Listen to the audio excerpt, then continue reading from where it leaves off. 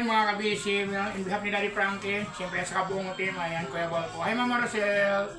Biga-biga lang sa taas, siyempre kay Ate Leia. Ate Leia, maraming salamat siyempre sa tulong na ginawa niyo po para sa akin.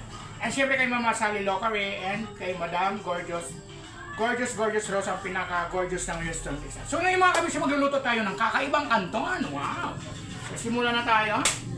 Lalagyan tayo natin ng itlog saka maraming vegetable para maging overload ang ating gagawin. So ayan mga kabeshi. Lagyan natin ng salt, siyempre, kasi medyo marami ang ating lulutuin kanto. Yung parang pasta ba ito kung gagawin mo kabeshi. Excited na ako kasi bagong recipe ng mga kabeshi. So lagyan natin na ng laurel para mabango. Ay, wala pa ng laurel. Ito doon. Lagyan natin ang laurel mga kabeshi.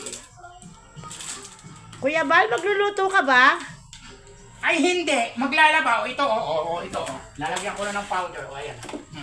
Hindi, maglalaba. Sinabi na magluluto ako ng kanton. Ay, nako. Talaga. O, ayan. Ayan, o. Maglalaba ako lang. Ayan. O, yun. Happy ka na? Yan, maglalaba ako. Tatanong lang eh. O, ayan. O, tapos ako maglaba dahil. Patayin na natin. O.